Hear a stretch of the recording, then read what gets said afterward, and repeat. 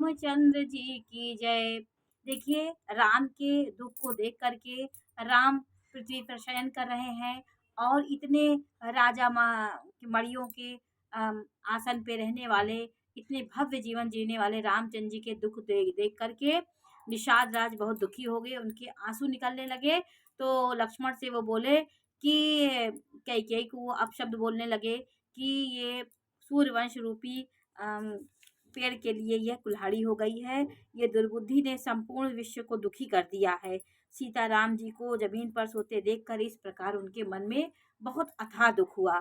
तब रामचंद्र जी के इस प्रकार रूप को देख करके दुखी हुए। तब लक्ष्मण जी ज्ञान और वैराग भक्ति से सनी हुई मीठी वाणी निषाद जी को बता रहे हैं, समझा रहे हैं, क्योंकि निषाद अज्ञानी थे, छोटी जात के थे। तो उनको भी लक्ष्मण ने ज्ञान दिया, क्योंकि राम के प्रति भक्ति करने वाला व्यक्ति कहीं ना कहीं व्यक्ति अज्ञानी हो, गंवार हो, कुछ भी हो, लेकिन प्रभु के प्रति यदि समर्पित हो गया तो उसे ज्ञान मिल जाता है। निषाद राज छोटी जाति का होने के बाद भी लक्ष्मण ने उसे ज्ञान दिया। लक्ष्मण ने कहा कि कोमल वाणी बोले, हे भाई, कोई किसी को सुख दुख देने वाला नहीं है, सब अपने ही किए हुए कर्मों का फल होता है। संयोग, मिलना, वियोग, भले बुरे, शत्रु मित्र, उदासीनता, ये सभी भ्रम के फंदे हैं। जन्म मृत्यु, संपत्ति विपत्ति, कर्म और यहाँ तक जगत के जंजाल जितने हैं सब मोह के फंदे हैं। धरती, घर, धन, नगर, परिवार, स्वर्ग और नरक आदि जहाँ तक व्यवहार है, जो देखने, सुनने और मन के अंदर विचरने में आते हैं, इन सब का मूल मोह है। जितना भी आपको दृश्य जगत दिख रहा है सब मूल है, परमार्थतः ये नहीं है। परमार्थ के लिए सब माया मोह है। जैसे स्वप्न में राजा भिखारी हो जाए, भिखारी राजा हो जाए, उसी प्रकार जागने पर जब कुछ हानि लाभ नहीं होता, उसी प्रकार दृश्य प्रपंच को हृदय में देखना चाहिए। यह दृश्य जगत उसी प्रकार प्रपंच है, उसी प्रकार देखना चाहिए। यह विचार कर क्रोध नहीं करना चाहिए, किसी को व्यर्थ दोष नहीं देना चाहिए। सब लोग मोह रूपी रात में सोने वाले हैं और सोते हुए उन्हें अनेकों प्रकार के स्वप्न दिखाई दे रहे हैं। हम मोह रूपी निंद्रा में हैं। जब हमारी आंख खुलेगी तो हमें कुछ नहीं दिखेगा, ये सत्य है। उन्होंने इस प्रज्ञान भरी बातें बताई। इस जगत रूपी रात में योगी लोग जागते हैं। जैसे जो योग ध्यान साधना करते हैं वो इन मोह माया से, प्रपंच से दूर रहते हैं, उस परम सत्ता परमेश्वर के साथ अपने को जोड़ते हैं और इस दृश्य जगत को निरर्थक मानते हैं। जो परमार्थी हैं, जो प्रपंच माइक जगत से छूटे हुए हैं, जगत में जीव जागा हुआ होता है, वही ऐसा व्यक्ति होता है कि वही जगा हुआ है, नहीं तो सब लोग स्वप्निल दुनिया में सो रहे हैं। इसलिए संपूर्ण भोग विलास को जिसने त्याग दिया हो वही वैराग्य है, वही सही में जीवन जी रहा है। क्योंकि इस फंदे से, मोह की हम आवरण से ढके हुए हैं। वही देखिए, इतना ज्ञानी लक्ष्मण जी, कितने ज्ञान वैराग्य राम के साथ उनका सानिध्य अटल प्रेम था, वो एक निषाद को भी इतना ज्ञान दे दिए। विवेक होने पर मोह रूपी भ्रम भाग जाता है, तब अज्ञान नाश होने पर श्री रघुनाथ जी के चरणों में प्रेम होता है। हे सखा, मन वचन और कर्म से श्री रामचंद्र जी के चरणों में प्रेम होना, यही सर्वश्रेष्ठ परमार्थ है, यही पुरुषार्थ है। श्री रामचंद्र जी परमार्थ स्वरूप परम ब्रह्म है। वे अविगत, जानने में ना आने वाले, अलख स्थूल दृष्टि से देखने में ना आने वाले, अनादि आदि रहित, अनुपम उपमा रहित, सब विकारों से रहित और भेद शून्य है। वेद जिसका नित्य नेति नेति कहकर निरूपण करता है। भरत जी सेवा में लगे हुए हैं, पहरे कर रहे हैं, उनके साथ गु निषाद राज भी पहरा दे रहे हैं। तो दोनों में वार्तालाप हो रही, वो राम की महिमा बता रहे हैं निषाद राज को कि राम परम ब्रह्म परमेश्वर है। देखिए कितना भाग्य निषाद का था कि उसको राम से अगाध प्रेम था और लक्ष्मण ने उनको उनकी महिमा निषाद राज को बताई। निषाद राज कितना भाग्यशाली था कि प्रभु की महिमा से वो ओतप्रोत हो गया। गंवार था, भील था और छोटी जात का था, लेकिन प्रभु के संपर्क में उसका जीवन बेड़ा पार हो गया। यही कृपालु श्री रामचंद्र जी भक्त, भूमि, ब्राह्मण, गौ और देवताओं के हित के लिए मनुष्य शरीर धारण करके लीलाएं करते हैं, जिनके सुनने से जगत के जंजाल मिट जाते हैं। ये सब लक्ष्मण जी निषाद राज को बता रहे हैं। निषाद राज कितना भाग्यशाली है कि वो सारी रात वो पहरा दे रहे हैं, लेकिन ज्ञान की बातें दोनों में हो रही हैं, लक्ष्मण जी और निषाद राज में। सखा समुझ अस परिहर मोहू, सिय रघुवीर चरण रत ओहू। और कहत राम गुण भाभिनुसारा, जागे जग मंगल सुखदाता। हे सखा, ऐसा समझ मोह को त्याग कर श्री रामचंद्र जी के चरणों में प्रेम करो। इस प्रकार श्री रामचंद्र जी के गुण कहते कहते सवेरा हो गया। तब जगत का मंगल करने वाले और उसे सुख देने वाले श्री रामचंद्र जी जागे। अब वो दोनों पहरा दे रहे थे, रामचंद्र जी सो रहे थे। रामचंद्र जी सुबह ब्रह्म मुहूर्त में उठ गए।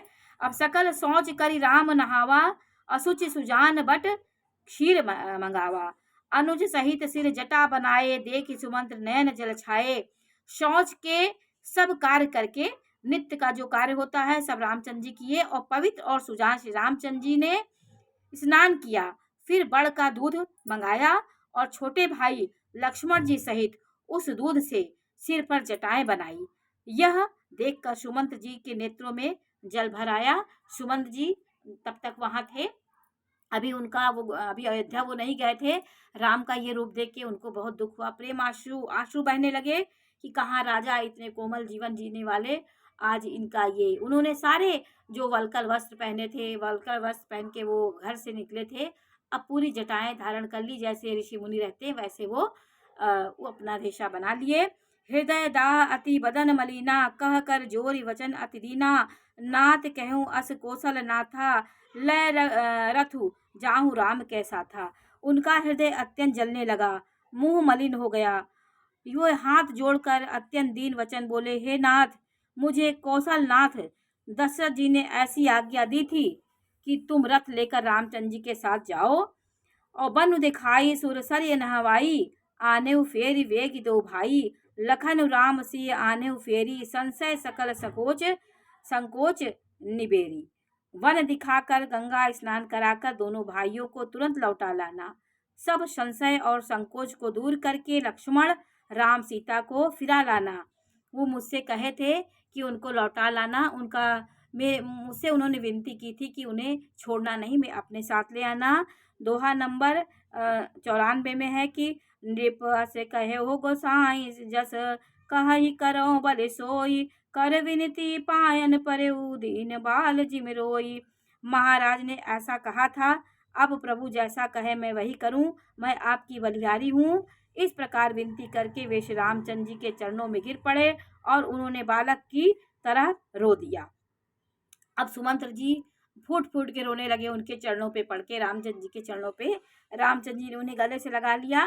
तात कृपा कर कीजिए सोही, जाते अवध अनाथ न होई। मंत्री राम उठाई प्रबोधा, तात धर्म मतु तुम सबु शोधा। और कहा, हे तात, कृपा करके वही कीजिए जिससे अयोध्या अनाथ ना हो।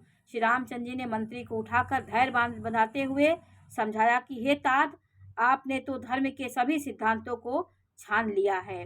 शिवी दधीच राजा हरिश्चंद्र ये धर्म के लिए करोड़ों अनेकों कष्ट सहे हैं।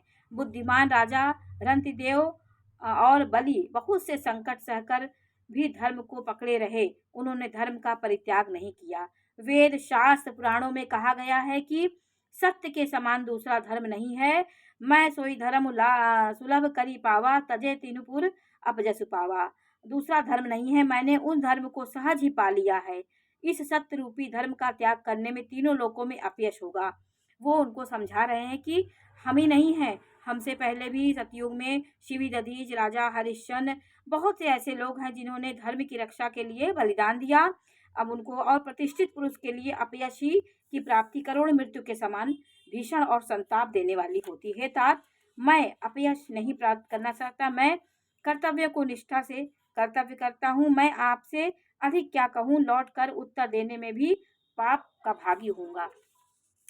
उन्होंने कहा, आप जाकर पिताजी के चरण पकड़कर करोड़ों नमस्कार के साथ ही हाथ जोड़कर विनती करिएगा कि हे तात, आप मेरी किसी बात की चिंता न करें, आप ही पिता के समान ही मेरे बड़े हितैषी हैं। हे तात, मैं हाथ जोड़कर आपसे विनती करता हूँ कि आपका भी यह सब प्रकार से यही कर्तव्य है जिसमें पिताजी हम लोगों के सोच में दुखी ना हो। ये आपकी जिम्मेदारी होती कि आपका ये कि कोई उनको कष्ट नहीं है, बहुत अच्छे से हैं और उनको आज्ञा दीजिएगा, उनको सांत्वना दीजिएगा। श्री रघुनाथ जी और सुमंत्र का यह संवाद सुनकर निषाद राज कुटुंबियों सहित व्याकुल हो गया।